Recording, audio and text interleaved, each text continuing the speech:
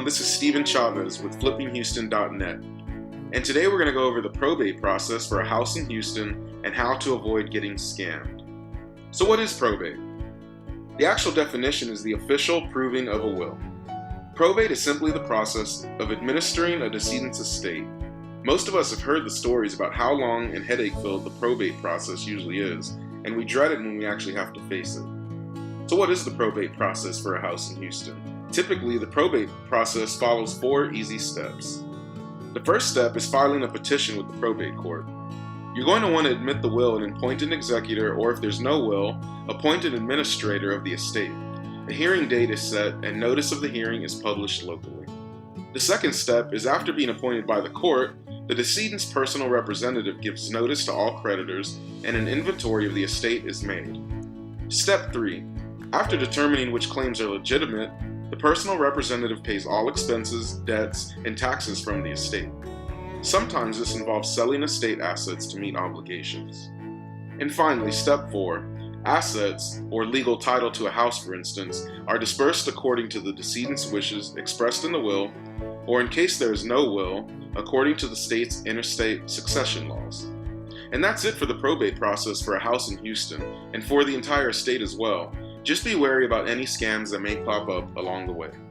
Now let's go over some common probate scams.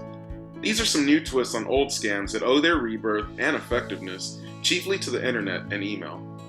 They always, however, target the vulnerable. The first scam is a probate avoidance scam. The perpetrators of this scam usually target the elderly. It involves persuading victims to buy fraudulent products that purport to help them avoid probate. For example, a very expensive living trust kit. Once the scammers have the money in their hands, they either never deliver or provide a product that is actually legally useless. The second scam is an inheritance estate tax scam. Some states still levy an inheritance or estate tax. Using a trusted person or organization's name, scammers contact potential executors or personal representatives, informing them that they stand to inherit a bunch of money. The only catch is that, because in these states the tax must be paid before probate can go forward, the victims must first send the scammers an inflated tax. And the third scam is a fraudulent listing scam. This one owes its effectiveness to the popularity of sites like Craigslist for home shoppers, especially renters, and applies particularly to the probate process for a house in Houston. Scammers research the property of recently deceased individuals and advertise it for rent. Then, when the scammers collect the deposit and first month's rent, they disappear, leaving the people engaged in probate to deal with the upset victim.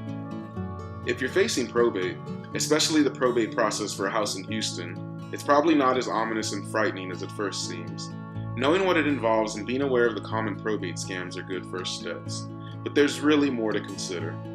Listen, FlippingHouston.Net really would love to help you, because we understand that losing a loved one is not the time to deal with extra stress.